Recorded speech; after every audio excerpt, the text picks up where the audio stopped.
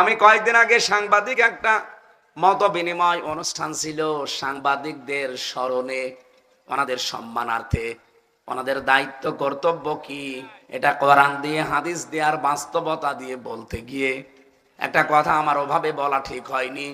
বলেছিলাম যে সংবাদ এটা নবী থেকে আসা, কারণ নবী মানে সংবাদ বাহক। যারা সত্যের সংবাদ বহন করে নিয়ে বেড়ায় তাদেরকে আল্লাহ রাব্বুল আলামিন এই পৃথিবীতে নবী করে পাঠিয়েছিলেন। কি আমি দলিল দিয়েছিলাম সূরা কলমের 4 নম্বর আয়াত দিয়ে, ওয়া ইন্না লাকা লাআজরান গায়রা মামনুন।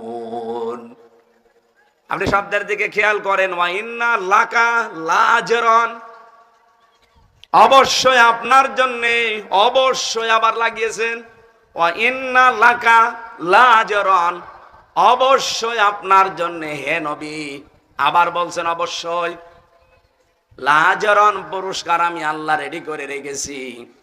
গায়রা মামনুন, শেষ হয়ে যাবে না পুরস্কার, নিরবিচ্ছিন্ন চলতে থাকবে। কেন এই পুরস্কার দিলাম জানেন? কারণ আপনি এই যে সংবাদ আমি যেটা আপনাকে দেই, এই সত্য সংবাদগুলো আমার বান্দা বান্দীদের কাছে পৌঁছাতে গেলে যে কষ্ট পান, সত্য কথা তুলে ধরতে গেলে যে কষ্ট আসে, আঘাত আসে, যে জুলুম নির্যাতনের স্টিম রোলার আপনার দিকে আসতে থাকে, এগুলো মোকাবেলা করেও আপনি যে সত্য সংবাদ পৌঁছিয়ে দেন, এই কারণে আপনাকে আমি নিরবিচ্ছিন্ন পুরস্কার দেব। সুবহানাল্লাহ বলতে পারেন না? নবী যদি সত্যের কথাগুলো সঠিকভাবে তুলে ধরতে পারে, এই পৃথিবীতে যারা সাংবাদিক তাদেরও উচিত, যারা এই দেশে নেতৃত্ব দেয় তারা যদি আদর্শ হিসাবে নেতা গ্রহণ করতে হলে মুহাম্মদুর রাসূলুল্লাহকে গ্রহণ করবে না? বলেন না কেন? কেউ যদি স্বামী হতে চায়, আদর্শ স্বামী সে মুহাম্মদুর রাসূলুল্লাহর মতো হবে। কথা বলা লাগবে। কেউ যদি নানা হতে চায়, তাহলে আদর্শ নানা হতে হলে মুহাম্মদুর রাসূলুল্লাহকে ফলো করা লাগবে। কথা বলেন। কেউ যদি রাষ্ট্রনায়ক হতে চায়, তাহলে আদর্শ রাষ্ট্রনায়ক হতে হলে তাকে মুহাম্মদুর রাসূলুল্লাহকে ফলো করা লাগবে। এইটা বলতে বলতে আমার মাত্র 6 মিনিট সময় ছিল, পুরাটা গোছাতে পারি নাই। আমি একবারেই বলেছিলাম, যারা সাংবাদিক, সংবাদ বাহক, আপনাদেরও আদর্শ যেন হয় মুহাম্মদুর রাসূলুল্লাহ। আপনারা সাংবাদিকতা করেন, এটা কিন্তু মহান পেশা বলে আমরা ধরি অনেকে, যে মহান পেশায় আছে। আপনারা মহান পেশায় তখন থাকবেন যখন সত্যকে সত্য বলে তুলে ধরবেন আর মিথ্যাকে মিথ্যা বলে জানিয়ে দেবেন, তখন ওই পেশাটা মহান হবে। কিন্তু সাংবাদিকরা হয়তো অনেকে এখন ওই পথে নেই, তারা সত্য মিথ্যাকে মিশ্রণ করে একটা সংবাদ ছড়িয়ে দেয়, আর এটা সব চাইতে বেশি হয় বাংলাদেশে। কি কথা বলেন না কেন? আমি কয়েকটা সাংবাদিক সংবাদপত্রের রিপোর্ট অনুযায়ী 3 বছর জেলে ছিলাম, বিশেষ করে যুগান্তর। টেলিভিশনের ভেতরে ডিবিসি, সময় টিভি, আর টিভি, এরা এমন এমন ভাবে কালার করার জন্য নিউজ বানায়। হ্যাঁ, আমি কথা বলেছি ঠিক, কিন্তু কথাগুলোরা আগের কথা পরের কথা কেটে মাঝখানটা দিয়ে দেয়। এমন ভাবে হেডলাইন বানায় যে দোষ আমারই মনে হয়, অথচ পুরা 1.5 ঘন্টা 2 ঘন্টা বক্তব্য শোনে না, মাত্র 1.5 মিনিট 2 মিনিট শোনে। আমি সাংবাদিকদের সম্মানার্থে যে কথাগুলো বলেছিলাম, ওখানে প্রায় 6 মিনিট, সেখানে মাত্র 25 সেকেন্ড দিয়েছে, আর 5 মিনিট 35 সেকেন্ড কেটে দিয়েছে। মানুষ তো এমনি ভুল বুঝবে। আর এটা শোনার পরে আগা নেই মাথা নেই, এই যে কিছু পীর নামে কলঙ্ক, এগুলো আমি কলঙ্কই বলি। কারণ যাদের পেট পোষা ধান্দাবাজি ছাড়া দুনিয়ায় কিছু নেই, খালি গলাবাজি ধান্দাবাজি করে চলছে, মানুষকে ধোকা দিয়ে বোকা বানিয়ে এরা ফতোয়া দেওয়া আরম্ভ করে দিল, হামজা কাফের। আপনি জানেন, কেউ যদি কাফের না হয়, ওইটা কিন্তু ঘুরে যে বলবে তার দিকে যায়। কথা বলেন না কেন? আমার মনের অবস্থা তো আপনি জানেন না, আমি কোন নিয়তে বলেছিলাম, কোন সিচুয়েশনে বলেছিলাম, কোন অবস্থায় বলেছি, ওটা আমি জানি আর আমার আল্লাহ জানে। কারণ আমলের ফলাফল নিয়তের উপরে নির্ভরশীল। ইন্নামাল আমালু বিন্নিয়াত, এই কথা বলছেন। আমার আকীদার বিষয়, তার প্রকাশ করার বিষয় না, এটা তো মনের বিষয়। আমি রাসূলুল্লাহকে খাটো করার জন্য ওনাকে এই সংবাদ সম্মেলনে সাংবাদিকদের এই মত বিনিময় সবাই আমি ওনাকে সাংবাদিক বলে ডাক দিয়েছি না, আমি বলেছি রসুল সংবাদ পৌঁছিয়েছেন, আপনারা যদি সংবাদ রসুলের মতো পৌঁছান আপনাদেরকেও আল্লাহ পুরস্কার দেবে। এই কথাটা ভুল কিসের? আপনি কাটছাট করে শুনলে তো ভুল মনে হবে। এটা নিয়ে সারা দেশে কিছু মানুষ যারা কুয়ার ব্যাং চার দেওয়ালের মাঝে যাদের অবস্থান, এরা ফতোয়াবাজি আরম্ভ করে দিল। তাহলে কেন নবীকে সাংবাদিক বলল? অথচ নবী শব্দের শাব্দিক অর্থ হচ্ছে সংবাদ বাহক। যারা সংবাদগুলো বহন করে নিয়ে বেড়ায় তাদেরকে বাংলায় সাংবাদিকই বলে। উনি আমারে বলছে আমি সাংবাদিক নবীকে বলি না, বলি মেসেঞ্জার। মেসেঞ্জার মানে কি? মেসেঞ্জার তো আরো খারাপ শব্দ। ব্যাংকে যতগুলো পোস্ট আছে দেখবেন তার একটা পোস্ট আছে মেসেঞ্জার। এই যে চা মাটি নিয়ে দেয় পানি মানি, তো খুব ভালো পোস্ট। এই কথা বলছে না কেন? রসুল শব্দটা এসেছে রসুলুন থেকে, রেসালাত। এই রেসালাত শব্দের শাব্দিক অর্থ হচ্ছে পিয়ন। সংবাদ বহন করে যারা নিয়ে যায় তাদেরকে পিয়ন বলা হয়। কথা বলেন না কেন? কিন্তু রসুল্লাহকে পিয়ন আপনি বলতে পারবেন না। এই হিসাবে আমি যদি মুখ ফসকে বলেও ফেলি রসুল্লাহ বা নবী মানে সাংবাদিক, আমি তো সরি বলেছি, আমি তো মাপ চেয়েছি। এমনকি রাতে তাহাজ্জুদ পড়েও আমি মাপ চেয়েছি। আমি আশা করছি আমার আল্লাহ আমাকে মাফ করে দেবে। কিন্তু আপনি কাফের বলে কি করলেন? আমার মনের অবস্থা আপনি জানেন না। আন্দাজে কাফের ফতোয়া দিয়ে আপনি এখন নিজেই কাফের। আজকে ফেসবুকে একজন লিখেছে অমক পীর সাহেব কাফের, আসলেও কাফের। এত ফতোয়া আসে আপনার। আপনার ফতোয়া তো হাসিনার বিরুদ্ধে শুনি না, আপনার ফতোয়া ডক্টর জাফর ইকবালের বিরুদ্ধে শুনি না, আপনার বিরুদ্ধে ফতোয়া তো ওবায়দুল কাদেরের বিরুদ্ধে শুনি না, আপনার ফতোয়া শাহিন চাকলাদারের বিরুদ্ধে শুনি না। আপনার যত ফতোয়া সব আমির হামজা আর মিজানুর রহমান আজহারীর বিরুদ্ধে। আপনি যে নাম নিয়ে বসে আছেন, এই নামটাই তো আমার কাছে মনে হয় যে এটা একটা নতুন জিনিস। ইসলামে পীর বলে কিছুই তো আমরা পাই না। কিসের পীর আপনি? আমি আপনাকে ছোট খাটো করার জন্য না, পীর শব্দটা যে নিয়েছেন এটা কোন জায়গায় আছে বলেন? আপনি যে বলছেন নবীকে সাংবাদিক বলা যাবে না, মেসেঞ্জার বলা যাবে কোন ফাঁকে? আপনি যে নিজেই বললেন নবী মেসেঞ্জার। এই কথা বললে নবীর সম্মান আরো খাটো হয়। ব্যাংকে যারা পানি চা টেনে দেয় তাদেরকে আমরা মেসেঞ্জার বলি। এরকম একটা পোস্ট আপনি নবীর নামে লাগিয়ে দিলেন। আর সাংবাদিক যে কত উপরের পোস্ট সেটাকে আপনি ফালতু শব্দ বললেন। উল্টা পাল্টা নাম দিয়ে আবল তাবল করে আমারে নাই ছোট করেন। কিন্তু সারা পৃথিবীর যারা হক্কানি সাংবাদিক, যারা ন্যায় পরায়ণতার উপরে টিকে আছে, সাংবাদিক মাহমুদুর রহমানকে আপনি খাটো করেছেন। এক কথা বলছেন না কেন? সাংবাদিক ইলিয়াসকে আপনি খাটো করেছেন। সাংবাদিক কনক সরোয়ারকে আপনি খাটো করেছেন। যারা জীবনের উপরে রিস্ক নিয়ে সংবাদগুলো প্রচার করে সেইটাকে আপনি ফালতু বললেন। আমি যে কথা তুলেছিলাম এটা বোঝানোর জন্য বলছি, খেলাফতের দায়িত্ব পালন করা দরকার জমিনে। আজ হাজারো পীর এই দেশে, 48,000-এর উপরে পীর। আমি তো যতটুকু খোঁজ রাখি পৃথিবীতে এমনও দেশ আছে যে 48,000 মানুষও নেই, অথচ পীর এই দেশে 48,000। এত পীর, একটা কেউ রাজপথে পাওয়া যায় না, জমিনে পাওয়া যায় না। নর্থ সাউথ বিশ্ববিদ্যালয়ে কোরআনের উপরে লাঠি দিয়েছে, থুতু দিয়েছে, সেখানে ফতোয়াবাজি করতে পারো না। 48,000 পীর যদি একবারে রাজপথে নেমে বলে এর বিচার না হলে কেউ দরবারে ফেরত যাব না, বিচার কালকেই হবে। কোথায় আছেন আপনি? আপনি তো শুধু ভড়ি আর জব বানিয়ে ব্যস্ত আছেন। আপনি বলেন তো বাংলাদেশের একটা পীরকে দেখান যার ভড়ি বড় না, দেখান। আমি তো যতগুলো দেখেছি ওদের ভড়ি আর জহব্বা ছাড়া কিছু পাইনি। এত বড় বড় ভড়ি, যেটা ফতোয়াবাজি করে কাফের বলে, ওরও ভড়ি এরকম। চেয়ারে বসলে মনে হয় যে মাগুর মাছ, পেট মোটা মাছ।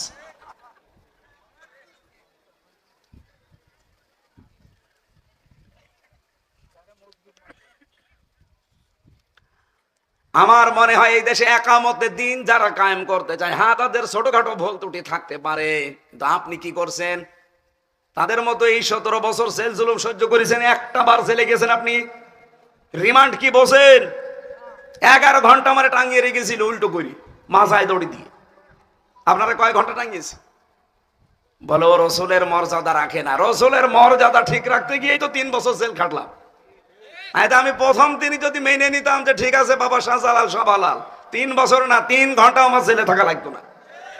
আর কুষ্টিয়া থেকে যখন নিয়ে যাচ্ছিল প্রতিমধ্যে আমারে ছেড়ে দিত, কারণ যাওয়ার সময় তো বারবার আমারে বলছিল যে ছাত্রলীগের শুধু ওলামা লীগ বলে একটা দল ছিল, ওই সময় ছিল না, ওই দলের সদস্য হবেন শুধু বিশ্ববিদ্যালয়, বাকি আপনার কিছু করা লাগবে না, কারণ আপনি আসলে আমরা অনেক মানুষ নিয়ে আসতে পারবো, এই ধান্দায় ছিল তারা। আমি একবারে কাটছাট বলেছিলাম না, আপনারা যা ইচ্ছা তাই করতে পারেন। মিথ্যা মামলা দিয়েছেন এটা আমি জানি, যে আরো দিন, কিন্তু আমি সত্যের উপরে যেটা আমি বুঝেছি, এক চুলও আমারে নড়াতে পারবে না। রিমান্ডের পর রিমান্ড দিয়েছে, প্রথম 5 দিন দিয়ে হয়নি, আবার দিয়েছে 5 দিন। আর রিমান্ডে কি সরাসরি জায়গায় আয়না ঘরে নিয়েছে, মাটির নিচে। আমি দেখতাম ওই জায়গায় হঠাৎ রাত 2টার সময় 5-7 জন মুখ বান্ধা আমার পাশ থেকে একজনকে বলছে ওঠেন। ওঠেন মানে এখন বাজে রাত 2টা, কোথায় যাব? চলেন। ও মনে করছে ছেড়ে দেবে, পরে বের করে নিয়ে খাসা থেকে হঠাৎ মাথার উপরে কালো কাপড় লাগিয়ে পেছনে হাত হ্যান্ডকাপ দিয়ে বেঁধে দিল।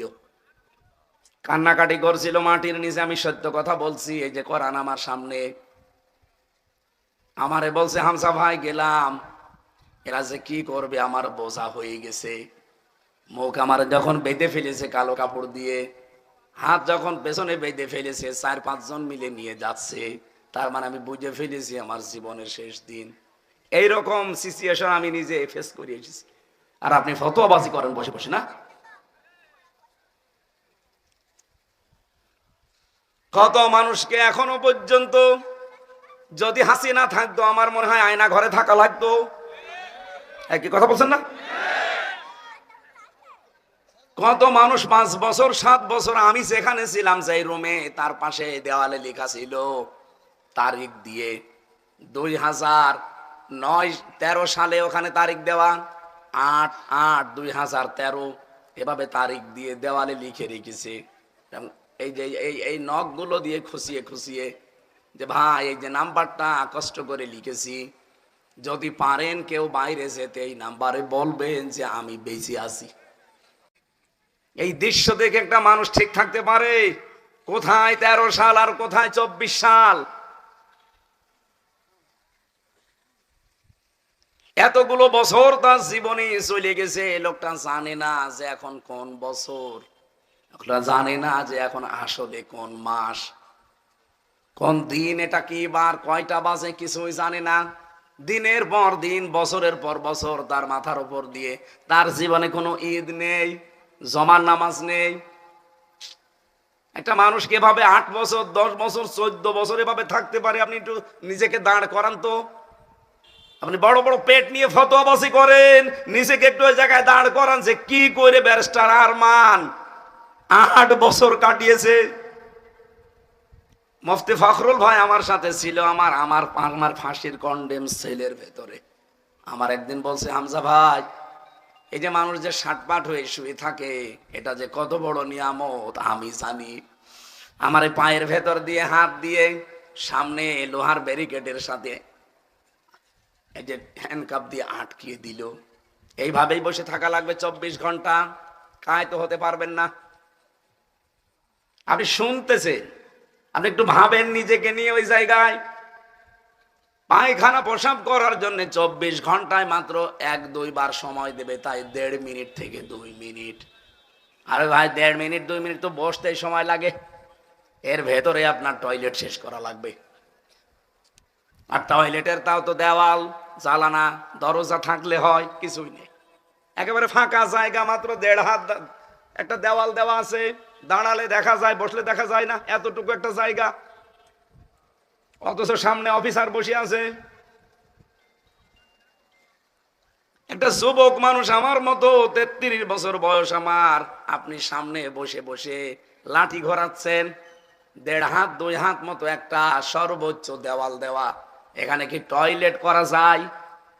এরকম পরিস্থিতি এই মাটির নিচে ঘরগুলো। জীবনে এতগুলো জিনিস ফেস করে আসলাম শুধু রাসূলুল্লাহর এই দল করতে গিয়ে, আল্লাহর নবীর আদর্শে থাকতে গিয়ে, আর আপনি এখন আমারে কাফের বানিয়ে দিলেন। আমি নাই কাফের হলাম, আপনি কি? আপনি তো কাফেরের বাপ।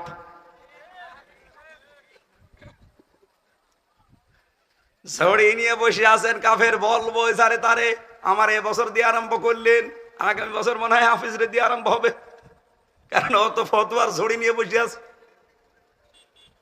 আপনি জামাত ইসলামের বিরুদ্ধেও বিষোদ্গার করেন যে 80 বছরে নাকের তাদের কোনো অর্জন নেই। আপনার নজরে পড়ে না অর্জন? এদের এত হাসপাতাল, এত ব্যাংকিং ব্যবস্থা। বাংলাদেশ জামাত ইসলামী এই দেশে যা করেছে, 73টা দল এই দেশে, সবাই যদি এভাবে করতো এই দেশ সোনায় সোহাগা হয়ে যেত। আর ওর চোখেই পড়ে না যে এদের নাকি কোনো অবদানই নেই। গণতন্ত্র গণতন্ত্র এই ফতোয়া তোলে যে গণতন্ত্র হারাম, এই জন্য ওদেরকে আমি দেখতে পারি না। আরে ভাই, আমি কোনোদিন আমরা বলেছি যে গণতন্ত্র হালাল? বলেছি আমরা? আর ওটা তো হারাম আমরাও জানি। এই বাংলাদেশে এখন ইসলাম কায়েম করার জন্য কোন পদ্ধতিতে আপনি যাবেন বলেন? আন্দাজে এক ফতোয়া দিয়ে দিলে হয়ে গেল। আপনি আফগানিস্তানের, আপনি কি সিরিয়ার, এরকম দেশের সশস্ত্র বিপ্লবের মাধ্যমে দেশে ইসলাম প্রতিষ্ঠা করার সেই কায়দা কৌশল, সে জায়গাগুলো কই? যে কোনো একটা ভাবে তো এগিয়ে যেতে হবে। আমাদের চারিদিকে শত্রু। পৃথিবীর অন্যান্য মুসলিম দেশগুলোর দিকে তাকান। আমি তো 57টা মুসলিম দেশের খবর জানি। অন্তত তাদের আশেপাশে আরো 2-3টা মুসলমান দেশ আছে, বর্ডারের সাথে বর্ডার লাগানো। আর আমরা এমন একটা ভূখণ্ড পেয়েছি, আমাদের চারিদিকে শয়তান। প্রতিবেশী নামে একটা কলঙ্ক এতদিন যাই ছিল। এই 15 থেকে 20 বছরে যা অবস্থায়, এই পৃথিবীর নিকৃষ্ট শয়তান মোদি যে আল্লাহর ঘর মসজিদ পর্যন্ত ভেঙ্গে গুড়িয়ে দিয়েছে। এখনো ভাঙছে বিভিন্ন মসজিদ। ভারতের এমনও জায়গা আছে, মুসলমানেরা যদি গরু জবাই করে ওই মুসলমানের জোহব্বা কেটে ফেলে, এমন জায়গায় আছে। এত বড় শত্রু দিয়ে আমাদের এই দেশটা ঘেরা। আর একটার সাথে একটু বর্ডার ছিল নদীর সাথে, মায়ানমার, ওটা আরো বড় শত্রু। নিজেদের দেশ বাংলাদেশের চাইতে 3 ডবল বড়। আমাদের 56,000 বর্গ মাইলের দেশ, এই দেশের চাইতে 3 ডবল বড় মায়ানমার। এত বড় বিশাল দেশ। আমি কয়েকদিন আগেও গিয়েছিলাম টেকনাফে, উখিয়ায়। রাত 12:30টার সময় আমারে নিয়ে গেল এই রোহিঙ্গাদের দেখার জন্যে। প্রশাসনের এক ভাই ছিল পরিচিত, বলছে চলেন দেখে আসি রোহিঙ্গা, কারণ ওদের রাত 9টার পরে বের হওয়া নিষেধ। এখন তো 12:30 বাজে, চলেন যায়। প্রায় হাফ কিলোমিটার নিয়ে গেল। ওদের ছেলে মেয়ে বেশি, এসেছিল 11 লাখ, এখন শুনছি 25 লাখ। আল্লাহর নামে জন্ম দিয়ে যাচ্ছে। অথচ যেই দেশ থেকে ওদেরকে পাঠিয়েছে পিটিয়ে পিটিয়ে, ওই দেশে জায়গা আমাদের চাইতে 3 ডবল বড় জায়গা পড়ে আছে। নিজের দেশের মানুষকে, জনগণকে থাকতে দেয়নি, পাঠিয়ে দিয়েছে পিটিয়ে। এতটুকু ছোট্ট একটা দেশে তারপরেও তো আমরা 11 লাখ, এখন প্রায় 24-25 লাখ মানুষ আমরা রেখে দিয়েছি, কিছুই তো বলি না। বিশ্বে আমাদের মতো উদার আমার মনে হয় আর কোন দেশের মানুষ নেই।